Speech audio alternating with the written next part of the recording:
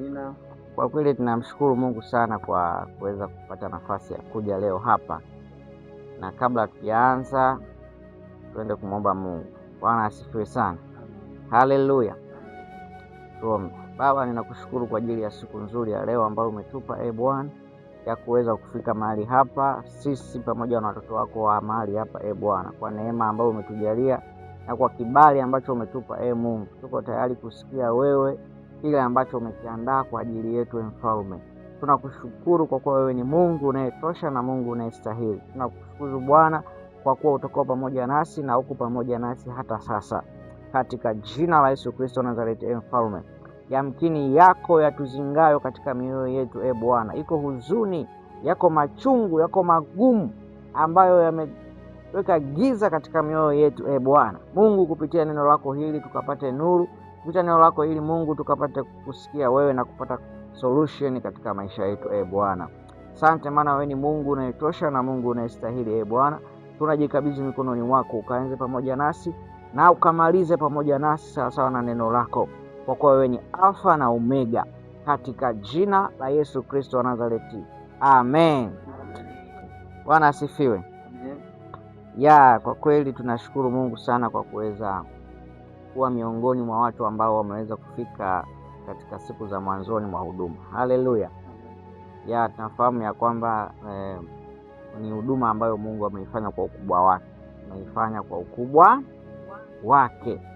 Na mimi ni mmoja wa mashahidi ambao nimeshuhudia huduma zilivyoanza katika udogo, lakini mwisho wa siku zikawa kubwa. Kwa hiyo nikutie moyo mtumishi wa Mungu, wala usiogope wala usihofu, usijisikie mpweke, lakini fahamu ya kwamba Mungu amekusudia kuifanya huduma hii kwa ukubwa, na kwa mapenzi yake itaongezeka siku hata siku. Sasa tuna muda mchache wa kujifunza maneno ya Mungu, na mimi nitaenda kwa spidi kidogo kwa sababu ya muda, ili angalau tupate mawili matatu ya kile ambacho Mungu amekiandaa, na tunatarajia Mungu atafanya mambo makubwa zaidi. Haleluya. Amen. Bwana Yesu asifiwe sana. Kwa hiyo niwapongeze mchungaji na mama kwa kuitikia wito, lakini kwa kuwa na moyo wa utayari wa kutekeleza kile ambacho Mungu amewaagiza kukifanya, na sisi tuko pamoja na nyinyi bega kwa bega. Haleluya. Amen. Amen. Kwa tunamwamini Mungu juu ya huduma hii. Naamini leo tumekaa hivi, lakini kuna siku itakuja tutakaa huku, maana jengo linatueleza ya kwamba mbele ni huku, nyuma huku. Kwa hiyo tunayo maneno machache ambayo Mungu ametupa leo tuweze kujifunza, ili yaweze kutujenga, kutuimarisha na kutufanya kuwa bora zaidi katika imani tuliyoipokea. Pongeze kaka na watu wote ambao wameweza kumwamini Yesu Kristo, kuwafikishia ujumbe ya kwamba hongereni kwa kufanya maamuzi yaliyo sahihi na bora katika maisha yenu. Bwana asifiwe sana. Kwa hiyo somo letu linasema ya kwamba unakula chakula gani? Unakula chakula gani? Na nikukumbushe tu wazi ya kwamba tumekuwa na mfululizo wa masomo yanayosema kumtafuta Mungu ipasavyo, na nimeyafundisha mahala sehemu tofauti tofauti kuelekeza namna ya kumtafuta Mungu ipasavyo, na siwezi kurejea msingi wake hasa, lakini leo nataka tuangalie kipengele ambacho kinasema unakula chakula gani. Chakula unachokila ndicho kinachoamua aina ya matokeo utakayoyapata.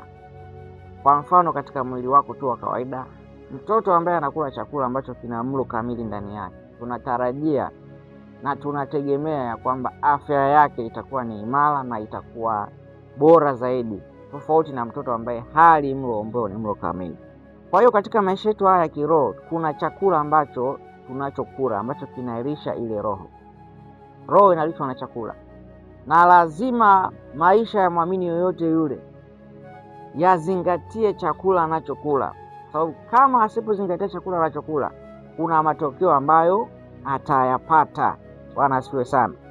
Chakula ndicho kinachohamua hatima ya mtu. Hatima za watu zinaamliwa na chakula, na hapo mbele tutaona baadhi ya watu ambao chakula kiliweza kubadilisha hatima zao.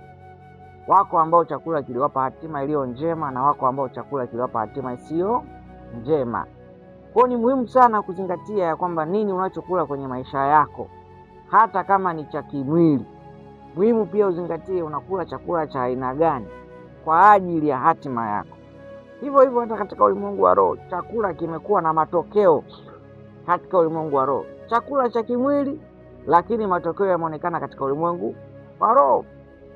Sina shaka ya kwamba utakuwa umeshasikia habari za watu ambao walisema, bwana, mimi nilipewa chakula fulani na kikaniletea madhara 1, 2, 3. Wengine waliwekewa sumu kwenye chakula, ingawa wao waliona wamepewa chakula, waliona wamependelewa, lakini mwisho wa siku tuliona ya kwamba kuna matokeo ambayo waliyapata. Bwana asifiwe sana. Kwa hiyo tumesema ya kwamba unakula chakula gani, na hapa mbele yetu kuna vyakula vinatoka sehemu mbili tu. Sehemu ya kwanza ni kutoka kwa Yesu Kristo, lakini kingine kinatoka katika ulimwengu wa giza. Kwa tuna ulimwengu wa aina mbili, ulimwengu wa nuru na ulimwengu wa giza. Katika ulimwengu huu, mtawala wa kila ulimwengu anahakikisha anawahudumia watu wake chakula ili kuwaimarisha katika ule ulimwengu, ili kuwaimarisha katika ile imani aliyoiweka kwao. Kwa mwanadamu yoyote yule lazima akutane na chakula anacholishwa, iwe anataka iwe hataki, ila ana maamuzi ya kuamua nile chakula gani, maana yeye analetewa chakula mezani, halafu yeye anafanya maamuzi. Kwa tutaangalia kwenye kitabu cha Yohana sura ya 10. Katika Yohana sura ya 10 hapa tutapata aina za vyakula ambavyo shetani anavileta kwenye maisha yetu. Kwa hiyo tutaangalia lengo hasa la somo letu kwamba linataka tutufikishe wapi. Lengo letu somo letu linataka tufikishe kujua ya kwamba tuna uwezo wa kutofautisha chakula ambacho tunapewa au chakula ambacho tunakila kwa matokeo yake. Yohana sura ya 10 mstari wa 10 inasema, mwivi haji ila aibe na achinje na kuharibu. Mwivi haji ila aibe, achinje na kuharibu. Mimi nalikuja ili wawe na uzima, kisha wawe nao tele. Kwa tunaona hapa tuna wageni wawili. Tuna wageni wawili ambao wako mbele yetu.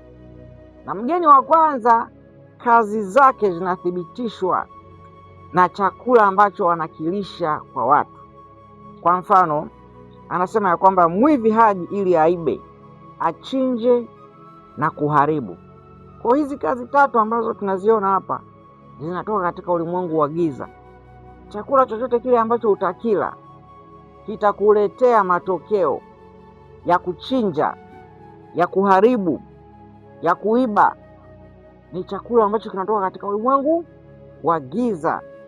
Kwa haijalishi kitakupatia nyumba, haijalishi kitakupatia mke, haijalishi kitakupatia mali, haijalishi kitakupatia mafanikio kwa aina yoyote ile, lakini ikiwa tu mwisho wake au matokeo yake yanaleta wizi, uharibifu, yanaleta mauti, yanaleta kuharibu, kudhuru, maana yake hicho ni chakula kisichofaa. Kwa yamkini kwenye maisha yetu kuna namna tunatamani kufika hatua 1, 2, 3, na hata shetani naye anakusudia kwamba ikiwa wewe unatamani kupata nyumba, nina uwezo wa kukupa, lakini hatima yako itakuwa ni ipi? Hatima yako itakuwa ni ipi? Elimu yoyote ile ambayo utaletewa kama chakula ili uweze kukila, uweze kukiingiza ndani yako, hatima yako itakuwa ni ipi? Ni jambo la kuzingatia. Kwa Yesu anatueleza ya kwamba mimi nalikuja ili wawe na uzima, kisha wawe nao tele. Bwana asifiwe sana. Haleluya. Kwa unaona hapa wazi ya kwamba maandiko yanasema wazi kwamba Biblia au Yesu ni chakula ambacho kinaleta uzima. Kwa katika matokeo yote, matendo yote ambayo Yesu Kristo atayafanya kwenye maisha yako, hatima yake itakuwa ni wewe upate uzima. Hatima yake itakuwa ni wewe uishie kufanyaje? Kupata uzima. Bwana Yesu asifiwe sana. Haleluya. Amina. Kwa hiyo Fanya ufanyavyo, chochote kile ambacho unakifanya kwenye maisha yako, lazima ujue ya kwamba matokeo au ile hatima ndio jambo la msingi hasa la kuzingatia, ili usije ukaishia kupata kitu ambacho hakikuletei matokeo. Bwana asifiwe sana. Haleluya. Kwa hiyo sasa tutaangalia makundi mawili ambayo ndio msingi hasa wa somo letu, kwamba baada sasa kuwa tumemwamini Yesu Kristo kwenye maisha yetu, je, ni nini hasa kinajenga msingi wa maisha yetu? Ni nini ambacho kinajenga uimara wa wokovu ambao tumeupokea? Kweli tumekubali Yesu Kristo kuwa Bwana na Mwokozi wa maisha yetu, lakini je, uimara wetu uko kwenye kipengele gani? Haleluya. Uimara wetu tunaupata kwenye eneo gani? Ndio jambo la msingi la kuzingatia. Na naomba tu unifuatilie kwa sababu ya muda, sitakusomea maandiko mengi, nitakuwa nakutajia. Bwana Yesu asifiwe sana. Kwa hiyo tunaangalia kuna makundi mawili ambayo yako mbele yetu, ambayo haya sasa yanafanyika kuwa kama role model wa kile ambacho tunakikusudia hapo mbeleni. Hapa tunao kundi la kwanza, wanaitwa Wayahudi wa mji wa Galilaya, au unaweza kaita wa Galilaya. Lakini kundi la pili ni Wasamaria. Bwana Yesu asifiwe. Kuna Wayahudi na kuna Wasamaria. Hawa ni watu ambao walichagua kumfuata Yesu, kama mimi na wewe leo hii tulivyochagua ya kwamba tutamfuata Yesu kwenye maisha yetu, tutamfanya yeye kuwa Bwana na Mwokozi wa maisha yetu. Ndio kusudio letu kubwa hasa. Kwa hawa wenzetu waliamua kukaa chini na kutafakari juu ya maisha yao na namna ambavyo wanaweza kumfuata Yesu na kuweza kupata matokeo. Wasamaria na Wayahudi. Bwana Yesu asifiwe sana. Kwa hiyo Wasamaria wana jambo la kutufundisha, Wayahudi pia wana jambo la kutufundisha. Ni makundi ambayo yanakuja kuingia ndani ya kanisa sasa na kuanza kulitenganisha kanisa. Ndani ya kanisa kuna magugu na kuna ngano, kama Yesu Kristo alivyosema ya kwamba kanisa linafananishwa na shamba. Shamba hilo ndani yake limelimwa ngano, lakini humo ndani kuna magugu. Kwa hiyo kuna makundi mawili ndani ya kanisa. Kundi la kwanza ni la Wayahudi wa Galilaya, lakini kundi la pili ni la Wasamaria. Bwana asifiwe sana. Haleluya. Kwa tunaanza na kundi hili la kwanza la Wagalilaya. Kundi la Wagalilaya tunalisoma katika kitabu cha Yohana sura ya 6 pale. Kuanzia mstari wa kwanza unakuta hiyo habari. Sasa hiyo habari ni habari ya Yesu Kristo kuwalisha hawa watu wa Galilaya mikate. Bwana asifiwe. Kwa hiyo ukisoma hiyo habari katika mstari wa sura ya 5 utakuta Yesu Kristo anatoka Yerusalemu, sasa anakuja kuingia katika mji ule wa Wagalilaya. Hapo nyuma anakuta stori ya Yesu Kristo ameenda hekaluni. Alipokwenda hekaluni akakuta watu wengi ambao walikuwa ni viwete, wagonjwa, ama kwa lugha nyingine walikuwa ni wahitaji. Na kwenye lile hekalu katika ule mji wa Yerusalemu kulikuwa kuna birika. Ile birika linaitwa birika la Bethzatha. Kwa hiyo anasema ya kwamba Yesu alipokuwa katika ile hekalu la Yerusalemu kulikuwa na watu wengi, na wengine wengi walikuwa ni wahitaji. Kwa nini? Eneo lile lilikuwa ni sehemu ambalo kulikuwa kunatokea uponyaji. Kwenye lile birika ambalo walikuwa malaika anakuja na atibua yale maji, kisha akishatibua mtu wa kwanza kuingia anayakuta yale maji yana upako wa uponyaji. Kwa Yesu akafika eneo lile. Alipofika katika lile eneo akakuta mtu mmoja ambaye maandiko anasema Yesu Kristo alikuwa anamfahamu, maana yule mtu alikuwa amekaa kwa muda mrefu. Kwa hiyo inawezekana Yesu tangu akiwa mdogo, akiwa mtoto, akienda hekaluni anamkuta yule bwana yupo. Anamwona huyu mtu ni mhitaji. Na yule bwana, ndugu zake, kama ilivyo wanadamu walivyo, wakishakuona una shida, kuna namna wanakutafutia mazingira ya kwenda kukutupa, wakiamini kwamba wamekusaidia. Haleluya. Amen.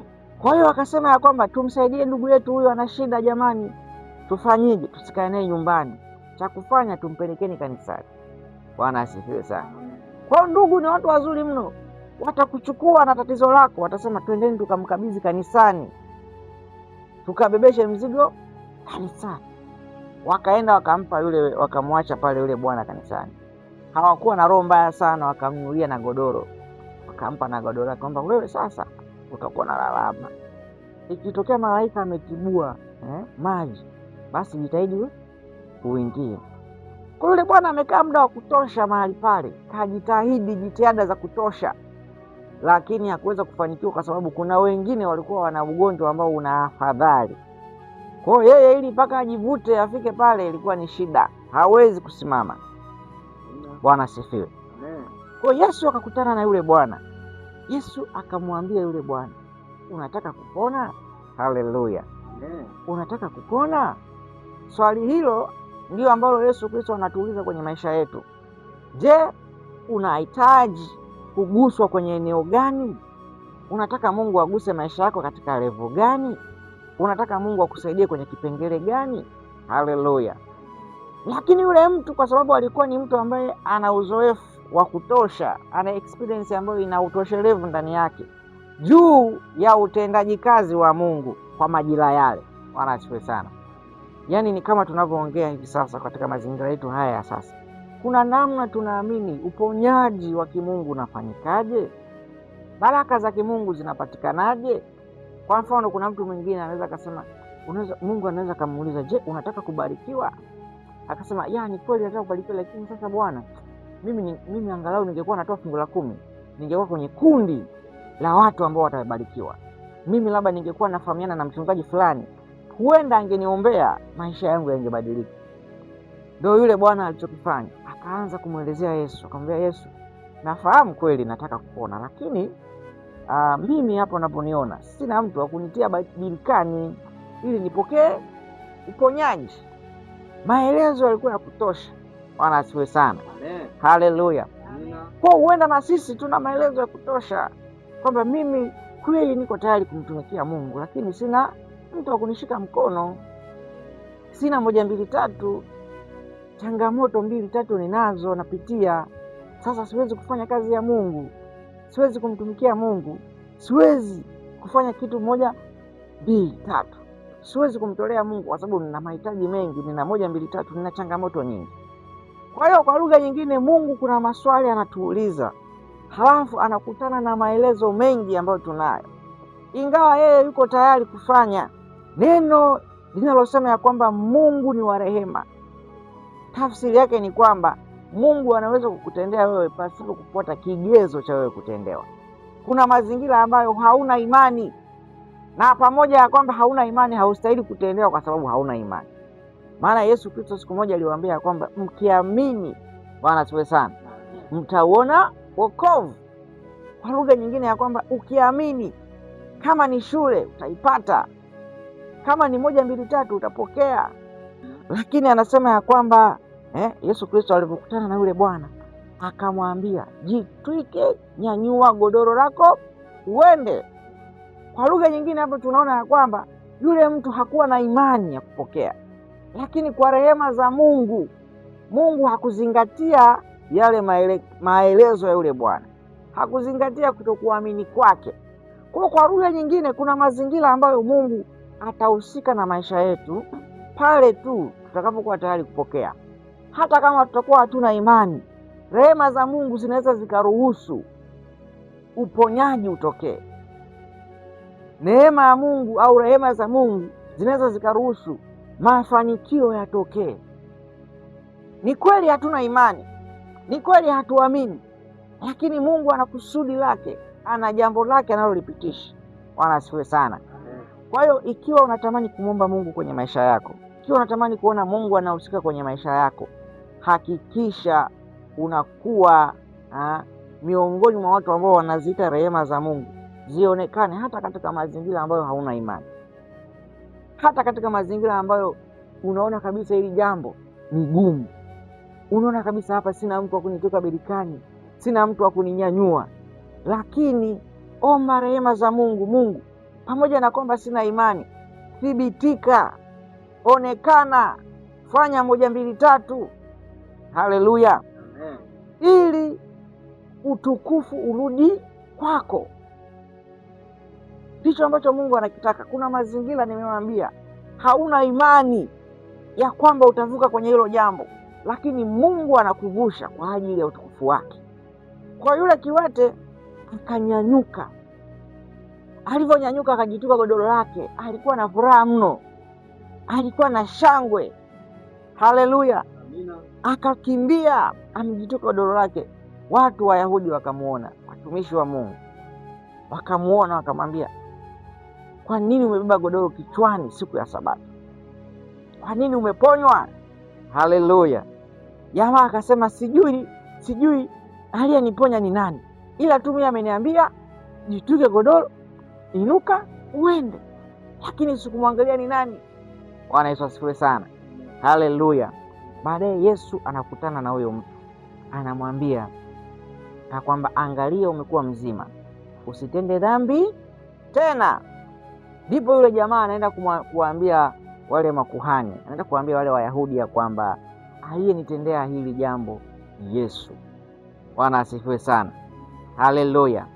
Kwa hiyo na tena niwaambie watumishi wa Mungu, mfahamu wazi ya kwamba kuna majira ambayo tutapita, kuna majira ambayo tutaenenda, na kweli tutakuwa tunahitaji neema ya Mungu, rehema za Mungu.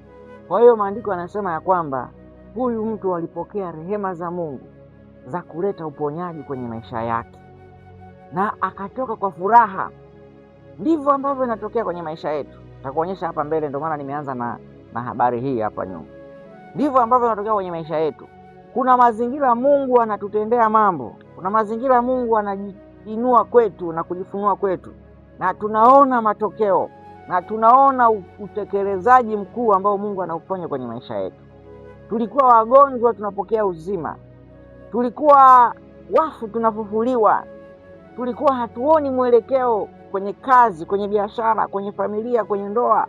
Mungu anajifunua kwa rehema zake, sio kwa sababu tulikuwa na imani ya kwamba atatuvusha.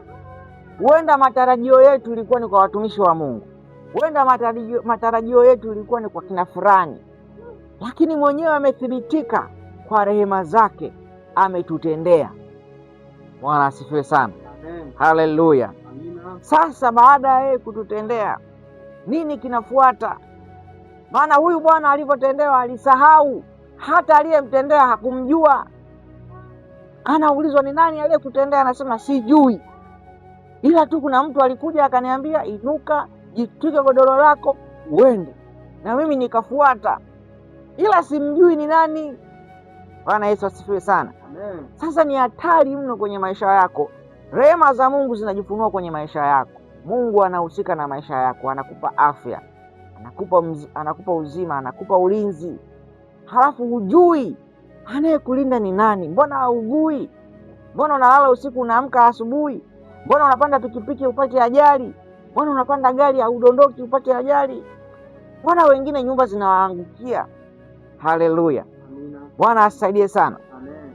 Kutokujua anayekutendea kwenye maisha yako kuna kutengenezea mazingira ya kutokuwa na msingi ulio imara wa safari yako. Kwa huyu bwana, neema ya Mungu ilikuwa juu yake, akakutana na Yesu tena mara ya pili. Yesu akamwambia, angalia, umekuwa mzima. Kwa yule bwana ikabidi Yesu ajitambulishe tena kwa yule bwana, ndugu yangu, umekuwa mzima, mimi ndo niliyekuja kukuamsha nikakuinua ukawa mzima. Akasema, angalia, umekuwa mzima, usitende dhambi tena. Bwana asifiwe sana. Kwa hiyo tukinyanyuka kutoka kwenye magodoro yetu, tukinyanyuka kutoka kwenye shida zetu, tukinyanyuka kutoka kwenye mahitaji tulionayo, kama hatutakuwa tunamjua aliyetuambia tunyanyuke hapo, aliyetutendea, tukaondoka wenyewe tu, kuna maelekezo tutayakosa. Na ndicho kinachotokea kwa watu wengi. Watu wengi wakishawekewa mikono wakapona kwa imani ambayo ilikuwa sio ya kwao, wakafunguliwa kwa imani ambayo ilikuwa sio ya kwao, ama kwa lugha nyingine, kwa imani ya mtumishi. Tunamwona huyu jamaa anapata uponyaji, sio kwa sababu alikuwa na imani, ila aliyekuwa na imani ni Yesu Kristo.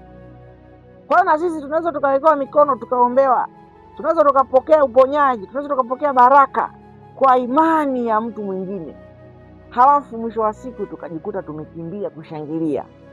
tumekimbia kufurahia, tumekimbia kuruka juu na kusema wow, Mungu ametutendea. Tulikuwa ni viwete, leo hii tuna uwezo wa kukimbia. Leo hii maisha yamebadilika, hatuko vile tulivyokuwa. Maelekezo ya msingi hatuna, lakini bahati nzuri ni kwamba huyu bwana akakutana na maelekezo ya msingi. Yesu akamwambia, angalia, umekuwa mzima, usitende dhambi tena. Kwa hiyo Mungu akikutendea jambo lolote kwenye maisha yako, usiwe wa kwanza kukimbia na kwenda kufurahia. Kaa chini, usikilize maelekezo. Bwana, umenipa hii nyumba, umenipa huyu mke, umenipa hili gari, kusudi ni nini? Ni nini hasa cha kufuata? Maelekezo ya msingi ni nini? Bwana asiwe sana. Haleluya. Hilo ndio jambo la kuzingatia. Kusudi ni nini? Kwa hiyo hapa tunaona sasa Yesu anaingia katika mji wa Galilaya. Anapofika pale, Yesu ametoka kuponya wagonjwa wengi. Sasa watu wameanza kumfuata wengi.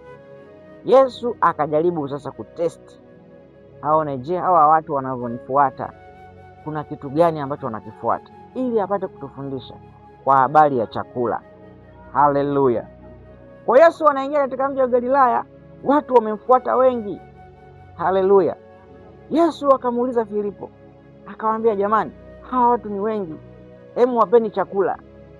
Maandiko anasema aliuliza akiwa anamjaribu, akijua huku kile ambacho anakusudia kufanyaje, ukitenda. Yule Filipo akasema, hapa tuna dinari 200, haiwezi kutosha kuwahudumia watu wote hawa. Bwana asiwe sana. Akajitokeza mwanafunzi mwingine anaitwa Andrea. Huyu Andrea akamwambia Yesu Kristo, hapa tulipo kuna mtoto mdogo ana mikate 5 na samaki 2, lakini yafaa nini hichi kitu kwa watu wengi namna hii? Maanake hata hichi alichonacho bado hakiwezi kufanya chochote kile. Kuna masomo mengi ambayo tunayapata kutoka kwenye habari hii, lakini lengo letu sisi hasa ni ile matokeo ya kula ile mikate. Bwana asifiwe sana.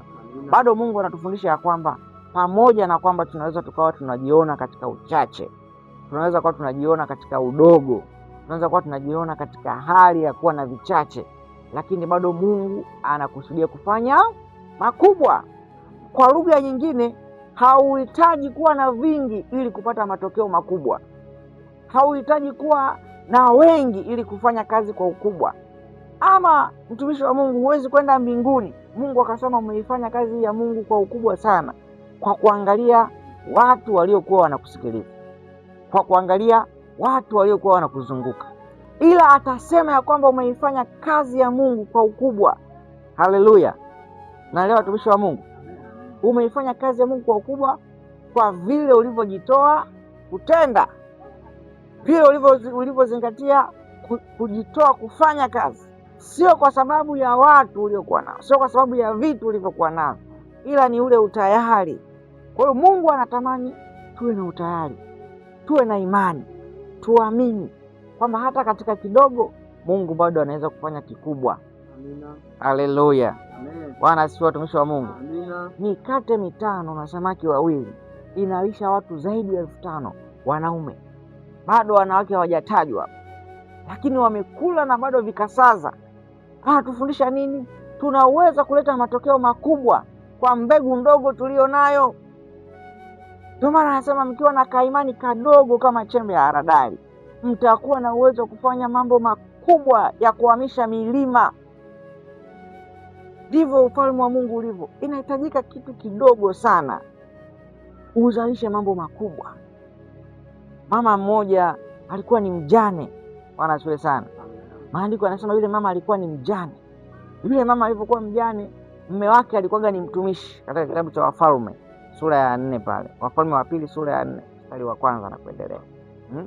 Yule mama mjane amekutana na Elisha, akamwambia, mtumishi wa Mungu, mume wangu mimi alikuwa ni mtumishi, alijitoa sana kwa ajili ya kazi ya Mungu, lakini siku moja mume wangu akawa amefanyeje? Ameondoka. akawa amefariki. Kwa hiyo maandiko yanasema ya kwamba huyu mama akaenda kwa Elisha. Alipoenda kwa Elisha kumweleza kwa habari ya madeni ambayo anadaiwa, ambayo mume wake ameacha, na kwamba inamlazimu sasa watoto wachukuliwe kwenda utumwani kama kulipa deni ambalo mume wake aliliacha. Elisha akamwambia, una nini ndani? Akasema tu, na kichupa kidogo cha mafuta. Kichupa kidogo cha mafuta. Mungu ndicho anachokitafuta kwenye maisha yako, kichupa kidogo cha mafuta. Hawa watu walikuwa wanafikiria kwamba inabidi tuwe na hela nyingi, inabidi tuwe na mamikate mengi, lakini Yesu akasema hii mikate mitano na samaki 2. Bwana asifiwe sana. Haleluya. Na nikakuelezea Yesu Kristo amefika sasa katika mji wa Galilaya kutoka kwenye mji wa Yerusalemu, ambapo kule sasa wagonjwa walikuwa ni wengi, viwete, vipofu, na Yesu alitenda miujiza kule ya kutosha. Ingawa ukisoma kwenye maandiko hapo mstari wa sura ya 5 inakuelezea kwa habari ya huyu mtu tu ambaye alinyanyua godoro lake akajitwika, lakini ukisoma mstari wa 6, sura ya 6 inavyoanza, inaelezea pale Yesu aliponya wengine wengi ambao hawakutajwa. Bwana asifiwe sana. Baada ya hapo watu wengi walimfuata, kundi kubwa la kutosha. Kundi kubwa wamemfuata Yesu, wanatarajia kitu kutoka kwake. Kwa Yesu akataka kuangalia hawa watu, je, ni watu ambao wananifuata kwa ajili ya imani ama wananifuata kwa ajili ya kitu gani? Huenda labda kwa sababu watu wameponywa magonjwa, lakini msingi wa uponyaji wa magonjwa wanaujua. Haleluya. Ndicho kitu ambacho Kristo alikuwa anakifundisha mahali hapa. Na nikakueleza kwa habari sasa ya kwamba Yesu amefikia anawauliza wanafunzi wake ya kwamba hawa watu wanatakiwa wapewe mikate. Na maandiko anasema Yesu anawajaribu. Anawauliza makusudi kuwajaribu. Kwa lengo gani? La kutaka kutengeneza msingi wa watu wanaomtafuta Yesu Kristo wamtafute kwa sababu gani.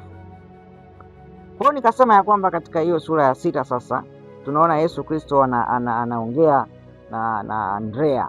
Andrea anasema ya kwamba hapa Bwana, kuna mtoto mdogo hapa ana mikate 5 tu na samaki 2.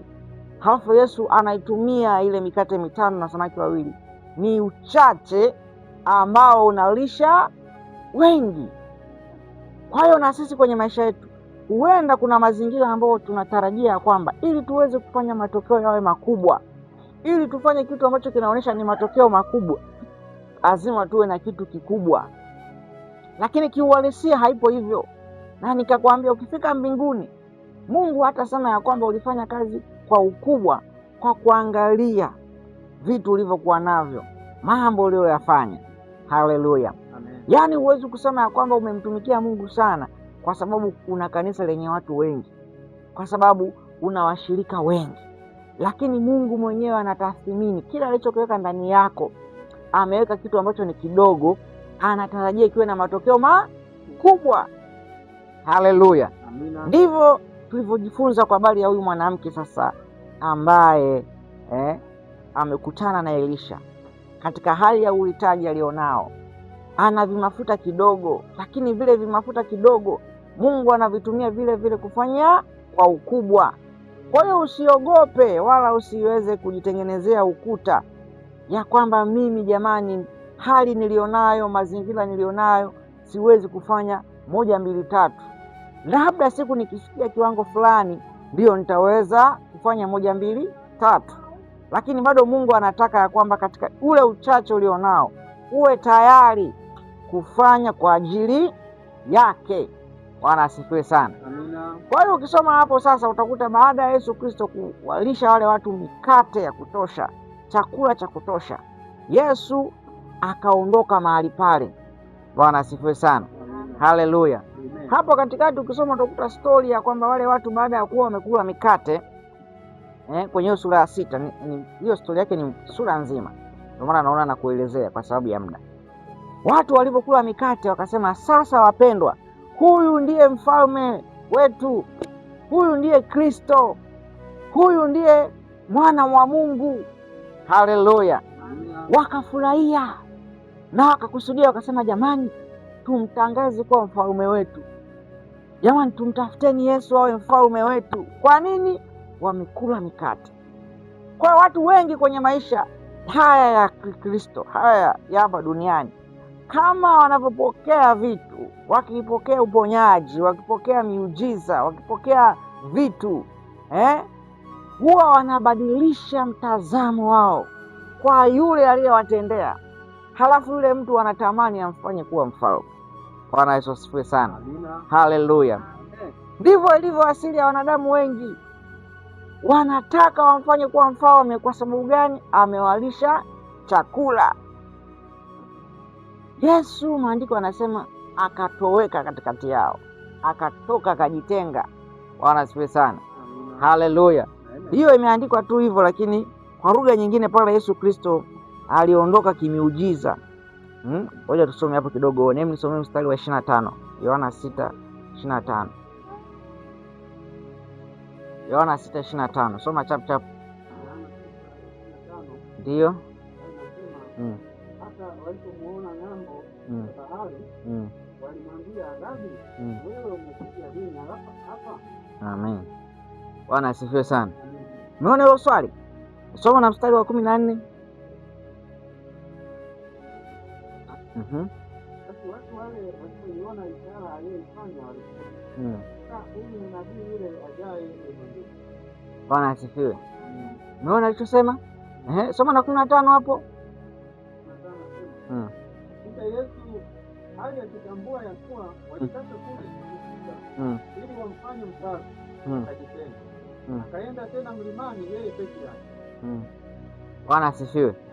Umeona hicho kitokea hapo? Baada ya kula mikate, wale watu wakasema, jamani, tupate wapi mtumishi kama huyu? Tupate wapi mtu kama huyu ambaye kwake kuna chakula? Haleluya. Sio chakula cha uzima, chakula cha tumbo. Kwake kuna vitu ambavyo vinahusiana na mwili. Vitu vinavyohusiana na mwili ni nini, watumishi wa Mungu?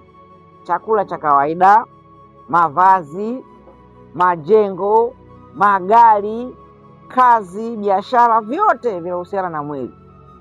Kwa hiyo watu ambao walipata vyakula, walipata vitu vinavyohusiana na mwili, waliponywa magonjwa yao, wanakimbilia sasa, wanabadilisha mtazamo, wanasema huyu ndiye nabii wa kweli. Kwa nini? Kuna 1, 2, 3 walipokea, kuna mkate walikula. Kwa hiyo matumaini yao na furaha yao ni kwamba wamekula, wanafurahia sasa, wanashangilia. Baada ya hapo Yesu akagundua kwamba hawa wanataka kunifanya kuwa mfalme wao. Hichi ndio kitu ambacho kimewaangusha watumishi wengi. Watumishi wengi baada ya kuwa wamewaombea baadhi ya watu, wamewafanyia watu wengine miujiza, maisha ya watu wengi yamebadilika kupitia wao. Kale ka utukufu ka ufalme kanainuka ndani yao, kwa kuwa wale watu wanataka kuanza kuwaabudu sasa, wanataka kuanza kuwainua sasa. Haleluya. Kwa kinachotokea, Yesu akasema, sitaki kuwaharibu, sitaki kuwavunja, sitaki kuwafanya kuwa vichawa kiroho, nataka kuwafanya kuwa watumishi wa kweli wa Mungu. Yesu akajitenga kwao. Haleluya. Sasa wale watu walikuwa wanamuona Yesu, walikuwa wanamtazama Yesu. Kujitenga kwa Yesu hakukuwa kwamba alikimbia au alitembea akapotea katikati yao, hapana, lakini alitoweka katika ulimwengu wa roho. Yaani alipotea ghafla sharp. Bwana Yesu asifiwe sana.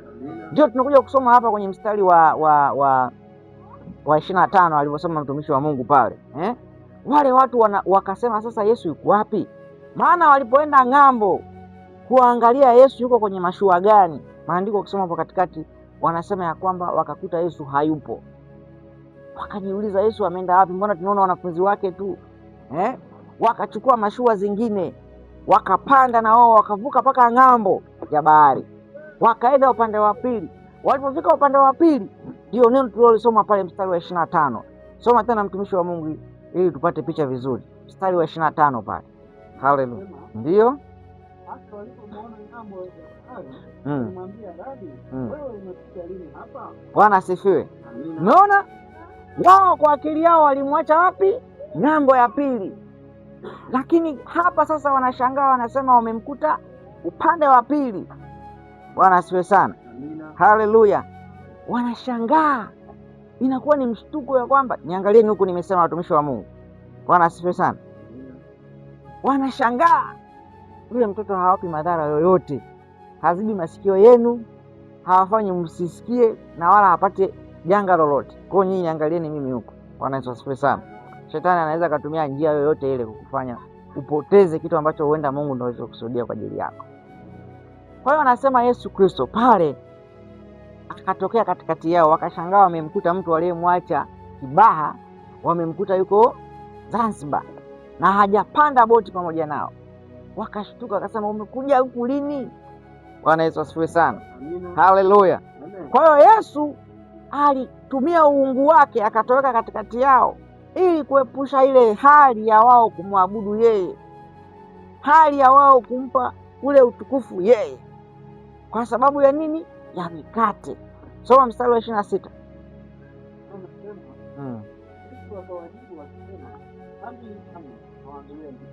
Ninyi mnanitafuta si kwa sababu mliona ishara, bali kwa sababu mlikula ile mikate mkashiba. Mstari wa 27. Msitendee kazi chakula chenye kuharibika, bali chakula kidumucho hata uzima wa milele. Natosha. Bwana asifiwe sana. Haleluya. Kwa Yesu anakuja kugundua hao jamaa jitihada zao za kunitafuta mimi, mpaka wameweza kupanda boti, wameweza kuja upande huu wa pili wa bahari. Lengo lao kunitafuta mimi ni kwa sababu ya ile mikate. Anasema sio kwamba walienda kwa sababu ya ishara. Ishara unajua ilikuwa ni nini? Ile imani ya kuzalisha mikate mingi kutoka kwenye mikate mitano. Kile kitendo cha kuzalisha matokeo makubwa kutoka kwenye mbegu ndogo, hawakuifuata ile, ila walichofuata walifuata ile matokeo. Haleluya.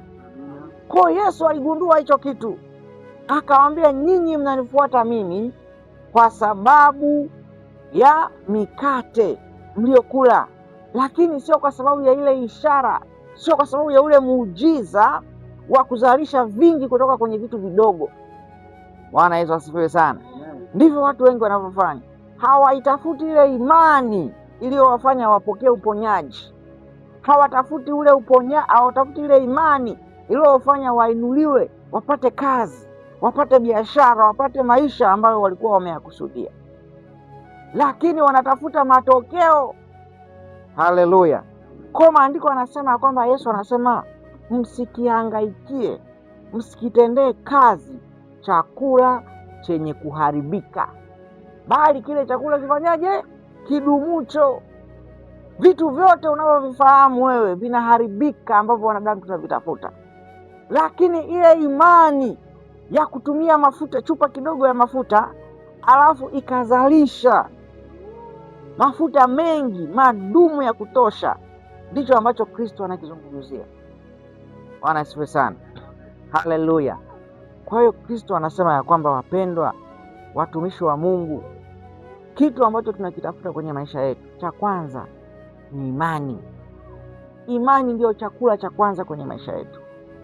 Imani ni zaidi ya matokeo ambayo tunayaona. Imani ni zaidi ya vitu ambavyo tunaviona. Chakula ambacho kinakufanya uende kwa Mungu, chakula ambacho kinakufanya umtafute Mungu, kisihusianishwe na vitu vinavyoharibika. Na nikawaambia vitu vinavyoharibika ni hivi tunavyovijua: majumba, magari, fedha, kazi, mke, mme na mwili wako. Vyote vinaharibika, lakini chakula kidumucho ndicho cha kuzingatia, ambacho kinaitwa uzima. Bwana asifiwe sana. Haleluya. Kwa hiyo hao watu wa Galilaya wanafanana na kanisa kubwa la dunia hii ya sasa. Watu ambao wanatafuta Mungu kwa ajili ya vitu, watu ambao wanamtafuta Mungu kwa ajili ya kuona matokeo, sio kwa ajili ya kupata ile imani ya kuhamisha milima, imani ya kuzalisha, imani ya kutenda makubwa pasipokuwa na kigezo cha kuangalia ulicho nacho. Bwana Yesu asifiwe sana. Haleluya. Kwa hiyo hicho ndio kitu cha kufahamu kwenye maisha yako, ya kwamba chakula ambacho unapaswa kukiangalia sio chakula chenye kuharibika, bali ni chakula cha uzima, ni chakula cha uzima. Hebu angalia katika kitabu cha Mwanzo sura ya 25, tusoma mstari wa 32 pale. Mwanzo 25 mstari wa 32. Hapa tunaona stori ya Esau na Yakobo. Esau na Yakobo wanatufundisha pia kikao ambacho kinahusianisha na chakula kinavyohusika na hatima. Kwa tumeona hawa watu jamaa walikuwa wanazingatia sana chakula chenye kuharibika. Sasa chakula chenye kuharibika kina matokeo. Bwana asifiwe sana. Na hapa nitakuonyesha jinsi unavyoweza kutofautisha chakula chenye kuharibika na kisichoharibika, kinachodumu. Karibu. Mwanzo 25:32. Mwanzo sura ya 25 mstari wa 32. Ndio. Esau akasema, kama mimi nistahili kufa, kanifaa nini haki hiyo bado? 32 inatosha hapo. Bwana asifiwe sana. Haleluya. Kwa hapo unaona Esau na Yakobo wako katika mazungumzo. Bwana asifiwe sana. Mfinye huyo. Esau na Yakobo wako kwenye mazungumzo. Tunaona Esau ana hali ya upungukiwa, ana hali ya uhitaji. Esau ana njaa, Esau ana kiu. Hali yake inamuonyesha ya kwamba chochote kinaweza kutokea baada ya muda. Anasikia mauti. Bwana asifiwe sana.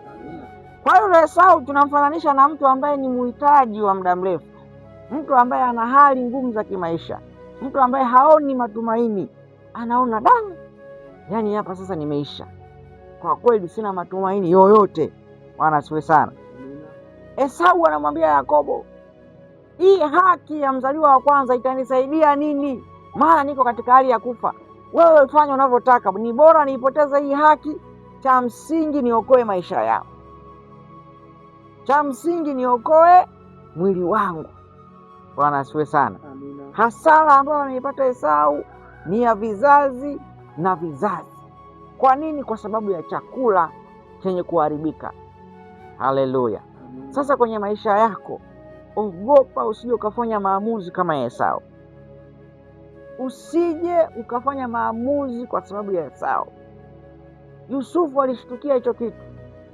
Wakati mke wa Potifa amemfuata, alimwahidi vingi, alimwahidi mambo mengi, ya kwamba ukilala na mimi nitakusemea vyema kwa bosi, utaongezewa kama ni mshahara, utaongezewa 1, 2, 3.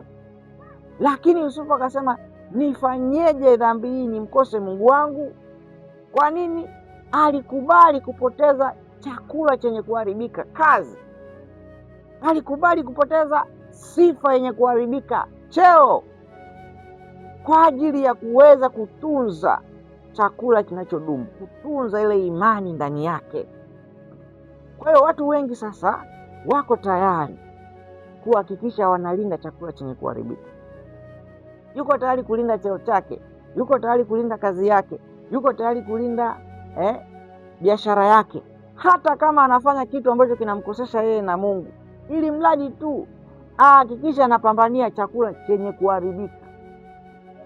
Lakini ni muhimu sana kulinda imani kuliko kulinda vyote, kwa sababu imani ndiyo chakula kinachodumu kwenye maisha ya mwanadamu. Bwana Yesu asifiwe sana. Ngoja nikuonyeshe vizuri hapa katika Mathayo 5:6. Maandiko yanasema, heri wenye njaa na kiu ya haki, maana watashibishwa. Heri wenye njaa na kiu ya haki, maana watashibishwa. Sasa hapa tunaona hawa watu hawana njaa ya chakula. Vile vile mtu mwenye njaa ya chakula naye atashibishwa. Yaani ikiwa wewe unatafani vitu, unamtafuta Mungu kwa ajili ya vitu, ndio ile neno linalosema ya kwamba watu watajitafutia wachungaji wao. Kwa lugha gani? Kuna kile ambacho unakihitaji hasa, ndicho kitakufanya umfuate mchungaji fulani, umfuate mtumishi fulani, kwa kuwa kiu yako iko kwenye kile kitu. Lakini yule mwenye njaa ya haki, mwenye kiu ya haki, maana yake atamfuata Mungu. Maandiko yanasema Mungu yuko mahala popote, ni sifa mojawapo ya Mungu. Kwa hiyo ikiwa wewe ni mtu ambaye unatafuta Mungu kwa ajili ya haki, una uhakika ya kwamba majira yoyote, sehemu yoyote, maisha yako lazima yatangulize haki, maana ndio una njaa ya kuifanya ile haki, ya kuitenda ile haki. Bwana asifiwe sana. Hautaongozwa na mazingira, hautaongozwa na mahala, hautaongozwa na kiongozi, ila utaongozwa na ile njaa iliyoko ndani yako, njaa ya haki. Bwana asifiwe sana. Sasa haki ni kitu gani? Haki ni imani. Haki ni nini? Ni imani. Na nitakuonyesha jinsi ambavyo Kristo anavyosema kwamba wenye njaa na kiu ya haki watashibishwa. Maana yake wataongezewa imani. Ukiwa na hamu ya kuongezeka kiimani, ukiwa na njaa ya kuona kwamba hivi Kristo, iliwezekanaje ile mikate 5 ikaongezeka ikawa mikate mingi kiasi kile? Ndio njaa ambayo Kristo anaitaka. Ndio anasema mwenye njaa na kiu aje kwangu ale chakula, hataona njaa kamwe, atashibishwa ile imani ndani yake. Bwana asifiwe sana. Ile imani ikisha kuja ndani yako, maana yake kama ni miujiza itatendeka kupitia ile imani. Haitakudhuru, haitakuharibu kiroho chako. Ikiwa una matokeo ya mikate, yatakuharibia kiroho chako, yatakuinulia kiburi ndani yako, yatakuinulia majivuno. Haleluya! Maana yake umepoteza imani ndani yako. Lakini chakula cha kiroho, chakula cha kimungu, chakula ambao ni cha uzima ndani yako, kinakuletea uzima. Bwana asifiwe sana. Kwa hiyo utapata vitu, lakini hautainuka na kiburi. Utapata vitu, hautachukia watu.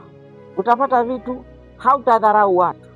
Utapata vitu, utukufu utakuwa ni kwa Mungu, heshima itakuwa ni kwa Mungu.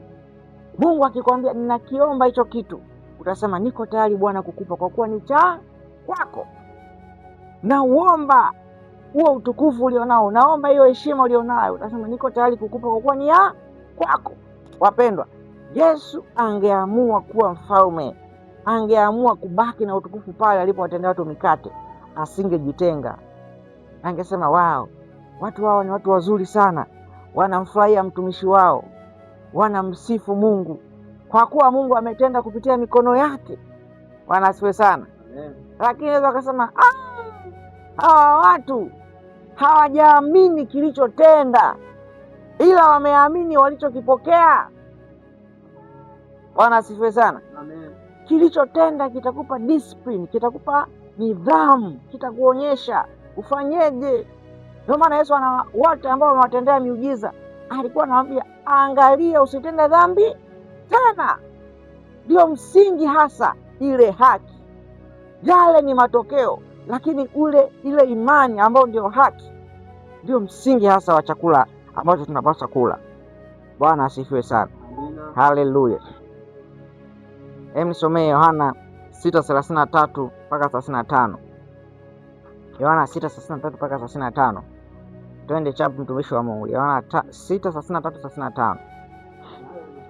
Ndio. Ninyi mlituma watu kwa Yohana. Ndio. Lakini mimi sipokea ushuhuda kwa wanadamu. Yohana ngapi unasoma?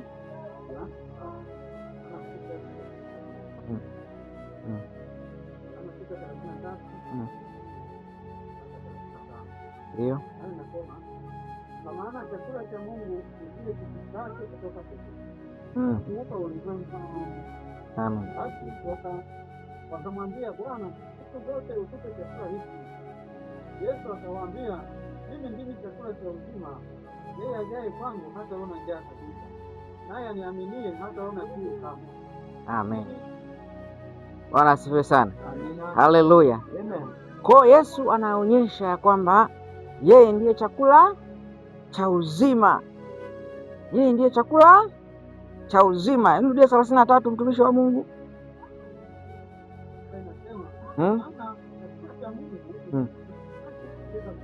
Amen. Natosha. Bwana asifiwe sana. Chakula cha Mungu ni chakula kishukacho kutoka mbinguni. ambacho lengo lake ni kuleta uzima ndani ya maisha ya mwanadamu. Na nimewaeleza mwanzo pale, nikaonyesha ya kwamba kazi za shetani kwanza ni kuharibu.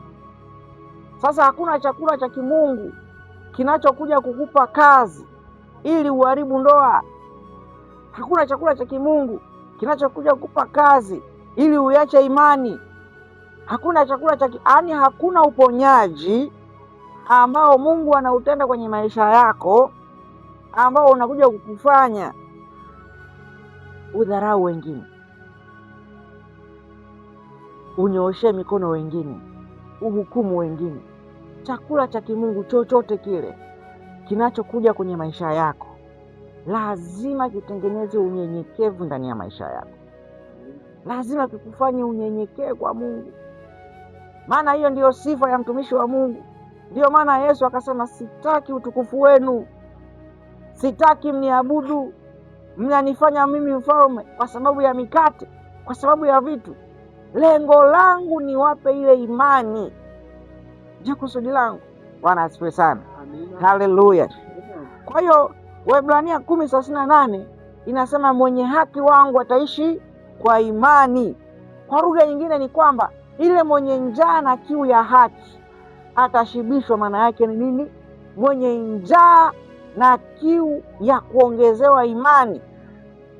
Imani juu ya Yesu Kristo ndiyo inayokufanya wewe uwe na chakula cha uzima kwenye maisha yako. Haleluya. Maandiko yanasema siku moja Yesu Kristo alitoa mfano, akasema ya kwamba kuna mwanamke mmoja alikuwa anadai haki yake kwa hakimu. Maandiko yanasema Yesu alikuwa anatoa mfano. Yule hakimu alikuwa ni mwenye dhambi. Yule hakimu pamoja na kwamba alikuwa ni mwenye dhambi, lakini alikusudia kumjibu yule mwanamke ile haki yake, kumpatia. Pamoja na kwamba ni mwenye dhambi, lakini naona unanisumbua sana, basi ngoja nikutendee haki. Yesu akasema, inakuwaje kwa Mungu, kwa watu wake wateule ambao wanamlilia yeye usiku na mchana, kwamba Mungu atashindwa kuwatendea 1, 2, 3? Mungu atashindwa kuponya magonjwa yao? Hapana. Mungu atashindwa kuwatendea miujiza? Hapana. Lakini anasema, je, atakapokuja mwana wa Adamu duniani, Mungu akiangalia duniani, je, atamuona mtu mwenye imani? Ataikuta hiyo imani? Kwa sababu Mungu akitenda nje na wewe kuwa na imani, matokeo yake ni mabaya. Unaelewa watumishi wa Mungu? Bwana asifiwe sana. Matokeo yake yatakutengenezea wewe uharibifu, yatakuharibu. Kama wale jamaa wametendewa muujiza wa mikate, lakini kilichowafanya wamfuate Yesu sio ile ishara ya kuzalisha mikate mingi kutoka kwenye mikate midogo, ila ni yale matokeo ya mikate. Bwana Yesu asifiwe sana. Kwa lazima utafute imani, lazima uitafute imani kwenye maisha yako, ili unapotamani Mungu afanye kitu kwa ukubwa, kwamba Mungu ametutoa kwenye kuwa watu 2 kanisani, kuwa watu 5 kanisani, kuwa watu 10 kanisani. Leo hii tuko maelfu. Sio watu washangilie yale matokeo ya kwamba sasa hivi tuko maelfu, ila washangilie ile imani iliyozalisha jambo kubwa kutoka kwenye jambo dogo. Ndicho Yesu Kristo anawaambia hawa watu, msifurahie chakula cha kwenye kuharibika. Sikuwa na lengo la kuwaonyesha kwamba naweza kuwapa chakula. Bwana asifiwe sana. Yaani Mungu anachofanya kitu kwenye maisha yako, anamaanisha kwamba lengo langu halikuwa nikupe wewe kazi. Lengo langu nilikuwa ni kuonyesha kwamba I can give, nina uwezo wa kukupa kazi. Lakini lengo langu sio upate mme, ila nina uwezo wa kukupa mme. Bwana asifiwe sana. Ujifunze ile imani. Ile imani ikishajengeka ndani yako, maana yake sasa hayo matokeo yatakapotokea hayatakutawala, hayatakuvuruga. Ndicho kitu kilichokuwepo ndani ya Ayubu. Ayubu anasema ya kwamba tupate mema tu, mabaya tupate, kwa kuwa alijua imani ikiwa ndani yangu inajua ya kwamba hata nikikosa, hata tukitupa kwenye tundu la simba, kama moto, kama simba wakitulalua ama wasipotulalua, bado Kristo ni Mungu kwenye maisha yetu.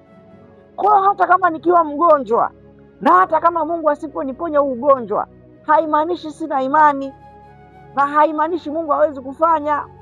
Bwana Yesu asifiwe. Haleluya. Kwa hiyo watu walimfuata Yesu kwa sababu ya mikate. Hawa wa Galilaya ni mfano mbaya, kwa kuwa kama asingewapa mkate tena wangepungua, wasingeenda tena. Ndivyo ilivyo watu wakikufuata kwa sababu ya miujiza.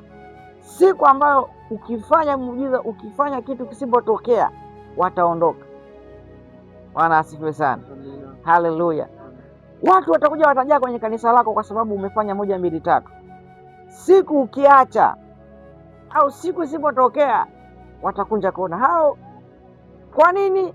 Hawakufuata ile imani iliyozalisha kile kitu, ila walifuata yale matokeo. Bwana Yesu asifiwe sana. Kwa ni rahisi sana kumwacha Mungu kwenye maisha yako ikiwa unamwona Mungu katika vitu au katika matokeo, katika mikate, lakini haumuoni Mungu katika ule mchakato wa kuzalisha kutoka mikate 5 kwenda kuwalisha watu zaidi ya 5,000.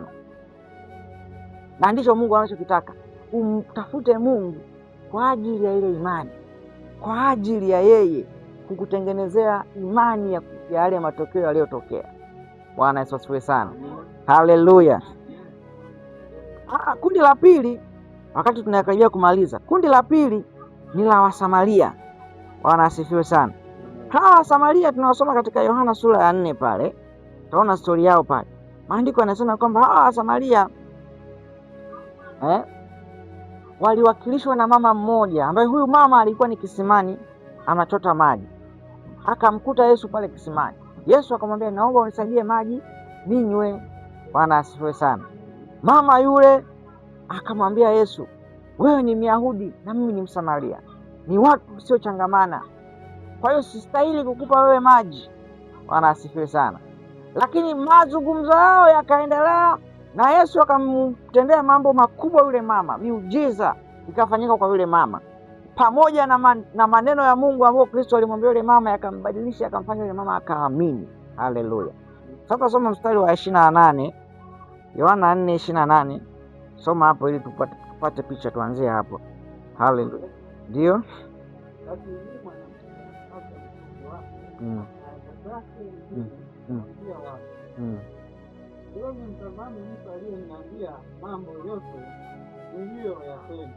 Amen. Bwana asifiwe. Kwa huyu mwanamke akaacha shughuli yake kisimani pale. Kwa nini? Kuna mambo ambayo Mungu amemshuhudia yule mama. Kuna miujiza ambayo yule mama ametendewa na Yesu Kristo. Akatoka akaenda kuwashuhudia wanakijiji wenzake. Akaenda kuwashuhudia watu wa Samaria. Jamani, nimekutana na huyo mwamba. Huyo mwanaume ni hatari. Nawaambieni huyu ni Kristo. Huyu jamani ni mtumishi wa Mungu. Amefanya 1, 2, 3. Haleluya. Kama wale jamaa walivyoenda kuambia ndugu zao. Jamani, tulienda kwenye mkutano yule bwana ambaye alikuwa anaponya wagonjwa. Tulikula na mikate jamani. Leo yuko Galilaya, twendeni. Haleluya. Wakapanda mashua, wakakimbia wote mbio. Ndivyo na huyu mwanamke alipoenda kwenye ile jamii. Ile jamii ikaamini, ikasema, tunataka tumuone huyo mtu. Wakafunga nao safari, wakaenda kumfuata Yesu. Bwana Yesu asifiwe sana. Lakini uzuri wa watu wa Samaria ni tofauti na wale watu wa mikate. Bwana asifiwe sana. Maandiko yanasema hawa watu wa Samaria waliposikia lile neno huyo mwanamke wakaamini. Wakasema, wao tunaitaka hii imani. Imani hii ndio tunaoitaka. Haleluya. Wakaenda sasa kumfuata Yesu. Walipofika kumfuata Yesu, soma pale mstari wa 39. Soma 39 hapo.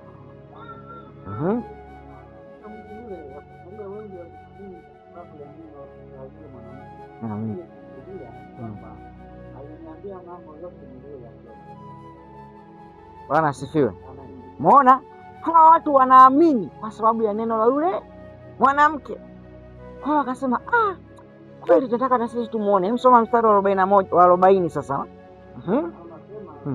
Wale wa Samaria walipoenda, walipomwendea walimsihi akae kwao, naye akakaa huko. Amen. Bwana Yesu asifiwe sana.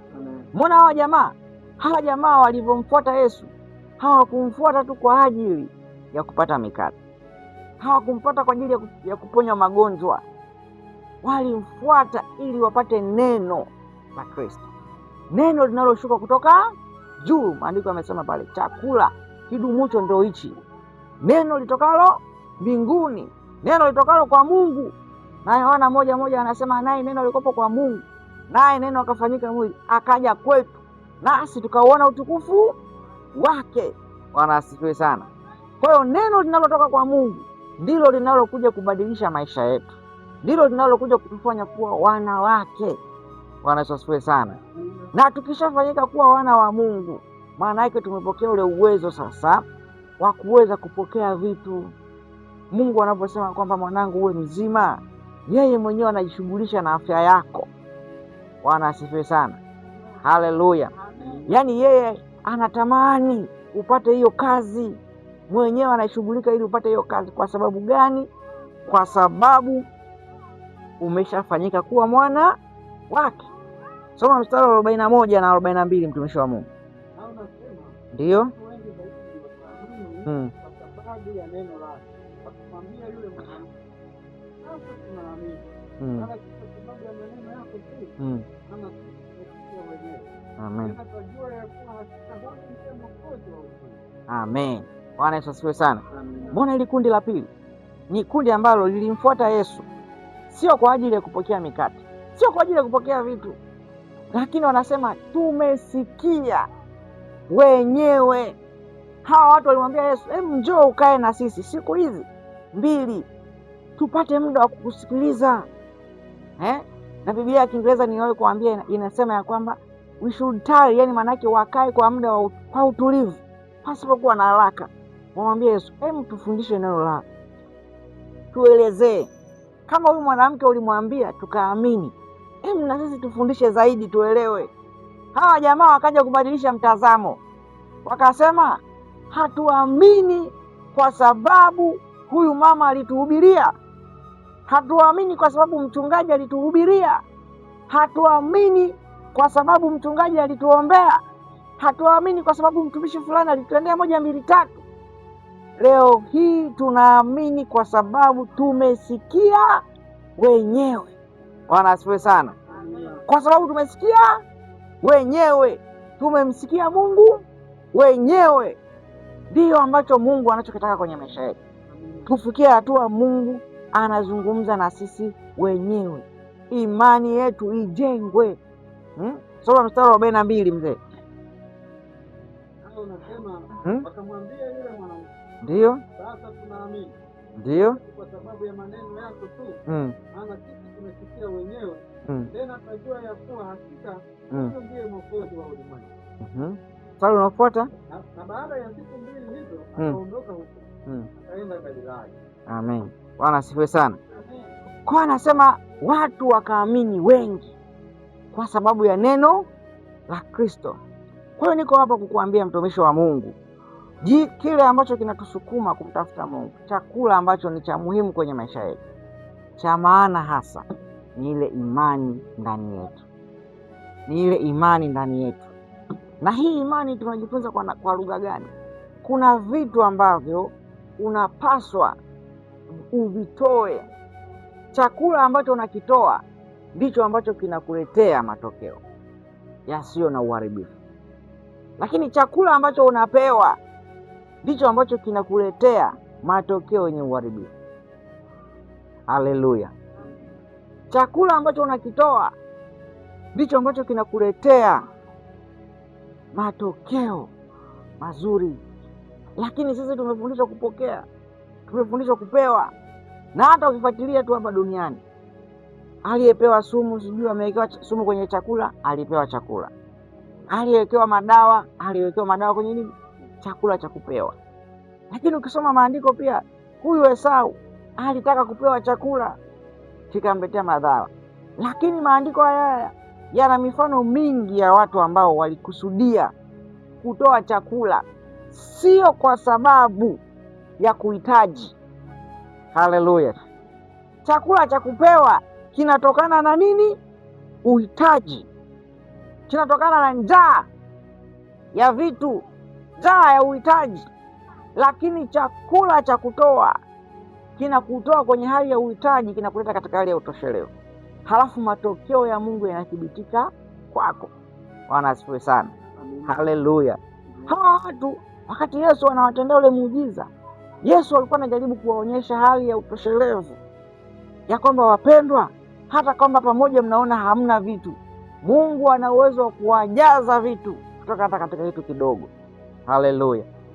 Lakini watu wengi sasa wana njaa ya vitu, wana njaa matokeo.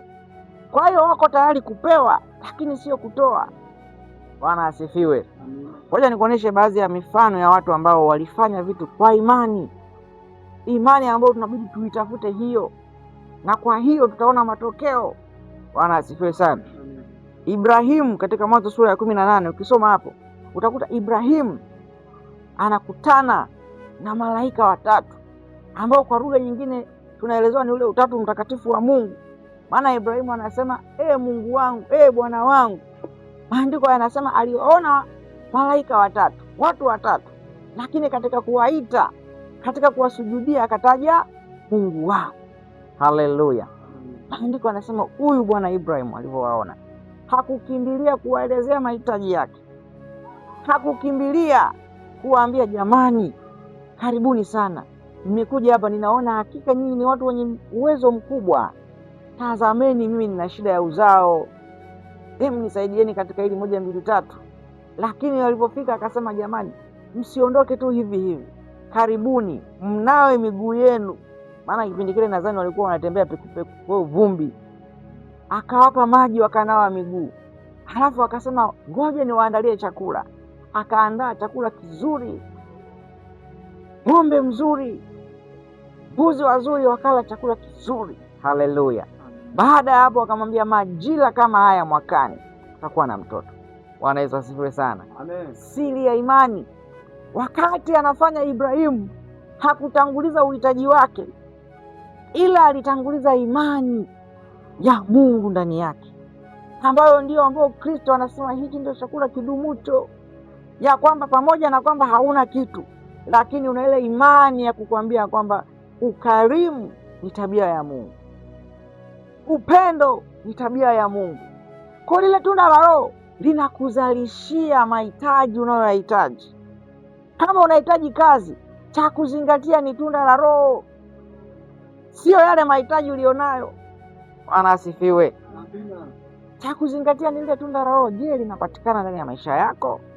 Kwa Ibrahimu anapokea muujiza wa kupata mtoto kwa sababu ya kuwa tayari kutoa chakula.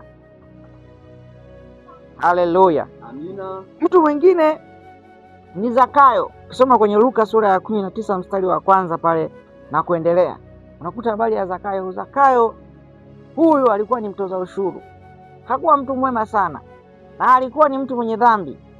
Lakini aliposikia Yesu Kristo anapita mahala pale, akasema nitafanya bidii niende kumwangalia Yesu Kristo ni mtu wa aina gani. Haleluya. Tunajua stori yake. Akaenda akapanda juu ya mti. Alipopanda juu ya mti akamuona Yesu anapita. Alipopanda juu ya mti Yesu Kristo akamuona, akamwambia Zakayo, shuka leo hii na nilazimu kuja nyumbani kwako kushinda. Bwana asifiwe sana. Haleluya. Yaani kuna watu huwa tunatamani tumuone Yesu ametenda 1 2 3 basi, kama alivyokuwa Zakayo. Yaani yeye lengo lake, jitihada zake zote ilikuwa tu akipanda juu ya mti amuone Yesu yukoje. Haleluya. Amina. Lakini siku moja niliwaambia Yesu, maandiko yanasema Roho Mtakatifu huyo hututamani na hutuombea zaidi neema iliyozidi. Kwa lugha nyingine ni kwamba, yaani ikiwa wewe shauku yako ni kumuona tu Yesu yukoje, anawezaje kunivusha kwenye haka tatizo, yeye yuko na ziada. Akamwambia ndugu yangu, lengo lako la kuniona tu halitoshi, nitashinda. Sio nitapita nyumbani kwako tu afu niondoke. Tunakuja kushinda nyumbani kwako. Bwana asifiwe sana. Amina. Imani. Zakayo hakutanguliza mahitaji. Sio kwamba alipanda pale juu ya mti ili amwambie Yesu ninashinda Bwana. Haleluya. Lakini anasema nataka tu nimuone. Bwana asifiwe sana. Kitendo kile kikamfanya Yesu Kristo aende nyumbani kwake, akakaa pale. Matokeo tuliyoyaona watumishi wa Mungu, maandiko yanasema Zakayo akasema, jamani, nusu ya mali yangu nitawapa maskini. Halafu ikiwa kuna mtu nimemdhulumu nitamrudishia mara 4 zaidi. Yesu akasema wokovu umeingia nyumbani kwa nani? Kwa Zakayo. Haleluya. Kwa kuna maisha ambayo inabidi wokovu uingie ndani ya maisha yako. Wokovu hauingii kwa sababu ya vitu unavyopokea, ile unaingia kwa sababu ya imani iliyoko ndani yako. Zakayo angeweza kujitetea akasema, Bwana, unataka uje nyumbani kwangu? Na watu wengi sana niliwaambia Jumapili iliyopita. Naambia kwamba Zakayo alipompokea Yesu, Yesu alikuwa na watu wanaume wangapi? 12. Haleluya. Na wanawake wengine si 3. Bado na watu wengine walikuwa wanafuatilia nyuma. Kwa hiyo kitendo cha yeye kuwakaribisha pale nyumbani, lazima upike chakula cha kutosha. Kwa sababu Yesu amekuja kushinda nyumbani kwako, hajaja amefunga. Maandiko hajawahi kuelezea Yesu amefunga na wanafunzi wake mpaka watakwambia, "Nyie mbona hamfungi?" Kwa msosi. Kwa sababu Yesu alikuwa hana mambo hayo ya kufunga. Mnafunga mpo na Mungu. Haleluya. Akasema ya kwamba Zakayo akaandaa chakula cha kutosha, chakula kizito. Yesu akala, na wale jamaa walikuwa nje sasa, ambao ndo wanadamu ambao kama walivyo, wakisha kuona Yesu amekutembelea ndani yako ya maisha yako, wanaanza kuongea, wanaanza kuzungumza. Akasema Yesu na yeye yule Zakayo ni mwenye dhambi sana, kwa nini ameenda kwake? Kwanza amempendelea mno. Yaani sisi tulitamani hata aje kwetu tumwambie Yesu, sisi ni watakatifu, tunafunga Bwana, hem tuwekee mikono tupokee. Yesu kaenda kwa lenye dhambi, akaenda kushinda pale kwake, likatanguliza kutokuwa na mahitaji. Umeona Zakayo alichokifanya? Nimwambia watumishi wa Mungu, hakuanza kumwambia Yesu, Bwana, unajua nimesikia kule Galilaya umefanya 1 2 3. Nina kianafunzi na kitoto changu Bwana, kinanisumbua, yani miguu yake ina shida. Haleluya. Sasa Bwana, usinione hivi pamoja kwamba nina hela, lakini nina magonjwa, yani nina kifua, nina figo zinafuata shida. Hapana. Yeye alisema tu, alifurahi. Ukisoma vizuri anasema Yesu alipomwambia nitakuja kushinda nyumbani kwako, Zakayo akamkaribisha Yesu kwa furaha. Bwana Yesu asifiwe sana. Amina. Yaani ni kwamba nimekukaribisha, ninafurahi. Ukija nyumbani kwangu, ukiniombea au usiponiombea hainihusu, ila tu ninafurahi kwamba umekuja na tumeshinda wote. Zakayo alipomwona Yesu Kristo akasema, wow, yaani uwepo wako najisikia badiliko ndani ya moyo wangu. Kuanzia siku hiyo sina udhulumaji tena. Kuanzia siku hiyo ni mtoaji, manake na wajali wengine maskini. Haleluya. Ndivyo ambavyo neno la Kristo likija kwenye maisha yako linakubadilisha. Maandiko yanasema neno langu halitaanguka bure. Ni chakula cha uzima. Ni chakula ambacho kinakuja kuondoa njaa ndani yako. Unauona utukufu wa Mungu katika hali ulizo nazo. Bwana asifiwe sana. Haleluya. Kwa hiyo lazima ujifunze kufanyaje? Kutoa chakula. Usitangulize uhitaji. Haleluya. Mtu mwingine ni story ya Washami, wa Israeli na Washami kwenye Wafalme wa Pili sura ya 6, 22 mpaka 23. Ndio ile story ambayo tunakuta lile jeshi la Washami limeenda kumfuata mfalme wa Israeli. Limefika kule akasema, jamani, mbona kila tukipanga mipango haitimii? Wakasema kuna mtumishi wa Mungu Elisha huku, huwa anampa siri za ndani ya moyo wako mfalme. Bwana asifiwe sana. Jamaa akaenda kumvamia Elisha. Walipofika huyo akakuta ka Gehazi, sasa ndo kanawaambia kaona, Bwana tumekwisha leo. Haleluya. Baadaye lile jeshi Elisha akaomba, wakapigwa upofu lile jeshi. Lile jeshi akalipeleka kwa mfalme wa Israeli. Bwana asifiwe. Ukisoma kwenye mstari wa 23 pale, maandiko anasema kuanzia 22. Maandiko anasema yule mfalme akamuuliza Elisha, je, hawa watu niwapige? Maana ni adui zangu na wamekuja mikononi mwangu. Yule asiyenipenda amekuja nyumbani kwangu. Haleluya. Ni adui yangu, ananiwazia mabaya. Ni adui yangu, ananiloga. Ninavyosemaga watumishi wa Mungu, wanaokuloga ni ndugu zako, wanakuendea kwa waganga, wameshika hatima yako, wamekuja kukutembelea. Tena siku hizi tunaambiwa usiwakaribishe. Bwana sifiwe sana. Hao ni wachawi, usiwakaribishe nyumbani kwako. Yaani ukiwakaribisha umeisha. Haleluya. Kwa hiyo wanasema jamani, jifiche, jificheni watumishi wa Mungu. Kwa adui akaja nyumbani kwa mfalme, Elisha anamwambia, hebu someni mstari wa 22 Wafalme wa pili 6:22-23. Ndio ningetaka kuwapiga watu ambao umewatwaa mateka kwa upanga wako na mafuta wako.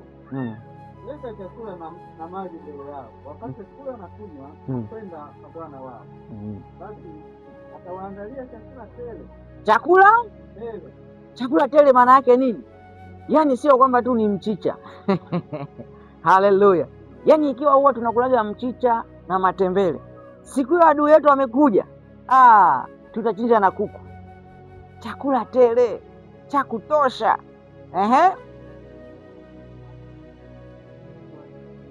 Soma hapo 22, 23 nadhani. Basi akawaandalia chakula tele, nao walipokwisha kula na kunywa, akawaacha wakaenda zao kwa bwana wao. Na vikosi vya Shamu havikuja tena katika nchi ya Israeli. Amen. Bwana asifiwe sana. Mbona kilichotokea? Chakula ambacho ule mfalme aliamua kuwapa adui zake kikakatisha vita ambayo ilikuwa ni endelevu ya miaka na miaka. Bwana asifiwe sana. Pasipo damu kumwagika, lakini kwa nguvu ya chakula kikabadilisha hatima ya wao. Hawakuuana, watu hawakuuliwa, lakini vita iliisha. Kwa nini? Kuna mtu ambaye aliamua kuwa na imani ndani yake. Akasema, imani inanifundisha nini? Tenda wema, nenda zako, usilipize baya kwa baya. Haleluya. Ndio imani inavyokufundisha. Anasema imani ndio kusikia na kusikia neno la Mungu. Kwa neno la Mungu ndio chakula. Kila chakula unachokila kinazalisha imani ndani yako. Bwana Yesu asifiwe sana. Haleluya. Chakula unachokula kinazalisha imani ndani yako. Bwana asifiwe sana. Haleluya. Kwa hiyo kwa lugha nyingine niseme kwamba chakula ambacho unapaswa kukila lazima uzingatie, je, kinazalisha imani ndani yako ama kinazalisha hofu ndani yako? Lazima ujiulize hayo mambo mawili matatu. Chakula unachokisikia, neno la Mungu ambalo unalisikia mara kwa mara, chakula ambacho umekitamani kukila, neno la Mungu ambalo unatamani kulisikia, je, unatamani likupe chakula kisichoharibika au chakula chenye kuharibika? Ikiwa kitakupa chakula chenye kuharibika, maana yake ujue mwisho wa siku ni mauti. Lakini chakula kidumucho ambacho ni imani itakao kufanya ushinde katika majaribu, ushinde katika hali ya kutokuweza, uone kuwezekana katika hali ya uchache, katika hali ya udogo uone uwezekano. Bwana asifiwe sana. Haleluya. Mungu amekuchagua wewe kwa namna ulivyo, amekupendelea. Maana katika watu wengi ameona nimchague huyu, ili huyu awe mfano wa chupa ya mafuta, ambayo chupa hiyo itazalisha mafuta katika madumu ya kutosha, katika vyombo vya kutosha, ili ufalme ujengwe, ufalme uongezeke, watumishi wa Mungu. Bwana asifiwe sana. Haleluya. Kwa hiyo tunapofikia mwisho wa somo letu hili, nataka tuende kumwomba Mungu, tumwambie Mungu, shauku yetu ni kukutafuta wewe kwa ajili ya kuongezeka imani. Haleluya. Imani ndio msingi wa kwanza kwenye maisha ya mtu. Imani ukiikosa utakuwa na msisimuko. Wale jamaa waliomfuata Yesu, unaweza kuzani hawa jamaa walikuwa na imani sana, wapendwa. Maana kama wameweza kuvuka bahari wakamfuata Yesu upande wa pili, yaani wakisema hawa jamaa wana imani sana. Lakini kumbe Kristo alipokuwa akiwaangalia, alikuwa anaona ni watu wenye njaa ya vitu, mikate. Lakini sio kwamba walikuwa wana shida na Mungu, sio kwamba walitamani kupata imani ya kumwamini Mungu. Ndio maana wanalisikia neno haliwabadilishi, wanaliona neno haliwabadilishi. Kwa nini? Imani yao iko kwenye vitu.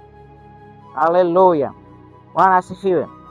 Kwa sasa ukisoma kwenye Mathayo 17 Mathayo 17 mstari wa 19 na wa 20, utaona Yesu Kristo anazungumza na wanafunzi wake. Wanafunzi wake wamekemea pepo alijatoka. Wakamuuliza Yesu, imekuwaje sisi tumekemea pepo alijatoka? Haleluya. Imekuwaje tumeomba kazi hatujapewa? Imekuwaje tumeomba mke hatujapewa? Imekuwaje tumeomba mume hatujapewa? Imekuwaje tumeomba gari hatujapewa? Imekuwaje tumeomba nyumba hatujapewa? Mahitaji yoyote yale ambayo umeomba haujapokea, imekuwaje? Yesu akamwambia, hamjapokea kwa sababu hamkuwa na imani. Bwana Yesu asifiwe sana. Haleluya. Kwa sababu mlikosa imani. Haleluya. Baadaye akasema, lakini namna hii haitoki isipokuwa kuomba na kufunga. Kuomba na kufunga ni kwa ajili ya kukujengea wewe imani ndani yako, ili vile vitu vingine ambavyo unatamani vitokee kwenye maisha yako vitokee, lakini msingi wake hasa uwe ni imani ndani yako. Haleluya. Imani ndio itakao kufanya kwamba ukifanya 1, 2, 3 utukufu mrudishie Mungu. Umwone aliyefanya ni nani? Ni Mungu, watumishi wa Mungu. Ila imani ikiharibika, mtabaki na matokeo. Mtabaki kusema, unajua sisi pale kanisa letu tulianza tukiwa wachache sana, msituone hivi, tulianza chini ya vibati na viturubai, leo hii Mungu ametufanyia haya. Jamani, tuliomba sana hatukukata tamaa, tulijitoa sana. Pale imani imeshaondoka. Bwana Yesu asifiwe sana. Lakini imani ikiwepo, mtasema pamoja na kwamba tulikuwa katika hali ya udogo, pamoja na kwamba tulijiona ni kama kichupa kidogo tu cha mafuta, lakini kwa neema ya Mungu, kwa uweza wa Mungu, tuliamini ya kwamba hata hivi tulivyo, Mungu ametuleta kwa kusudi. Tukampa Mungu ibada ya kweli, na Mungu akatuzidisha mno. Haleluya. Hiyo ndio kusudi la Mungu. Kwa tunamwambia Mungu tuongezee imani na sisi pia kwenye maisha yetu, ili ikiwa utakapokuja hapa duniani uikute imani ndani yetu, halafu uwe radhi kujibu maombi yetu, uwe tayari kuhusika na mahitaji yetu. Kwa nini? Umeiona imani ndani yetu. Mungu anatafuta kuiona imani ndani ya mtu. Kwa hiyo tumwambie Mungu tuongezee imani. Haleluya. Yamkini tunaona kutokuwezekana, yamkini tunaona hatuinuki, yamkini tunaona hatuendelei, lakini tunataka Mungu utuongezee imani. Bwana asifiwe sana. Mungu aongeze imani ndani yako, ili matokeo yanapokuwa yanatokea kwenye maisha yako, sifa na utukufu vimrudishie Mungu. Ukila mikate, ukishiba, ukiponywa magonjwa, bado utukufu rudi kwa nani? Kwa Mungu. Maana rehema alizoziachilia Mungu ni yeye mwenyewe, sio kwa sababu ulikuwa una haki. Haleluya. Lakini ni kwa rehema zake. Bwana Yesu asifiwe sana. Basi usimame hapo ulipo, ili tumwambie Mungu atuongezee imani juu ya maisha yetu, juu ya huduma hii ya mahali hapa. Neema ya Mungu iongezeke na rehema zake ziongezeke. Bwana Yesu asifiwe sana. Haleluya. Na mimi ninaamini ya kwamba majira mengine tutakayokuja mahali hapa hapata kuwa kama palivyo sasa. Bwana Yesu asifiwe sana. Kwa sababu ya nini? Kwa ajili ya utukufu wa Mungu, sio kwa ajili ya utukufu wetu, wala sio kwa sababu ya vitu tulivyo navyo ama kwa sababu ya uwezo tulionao, ila ni kwa sababu ya utukufu wake. Haleluya.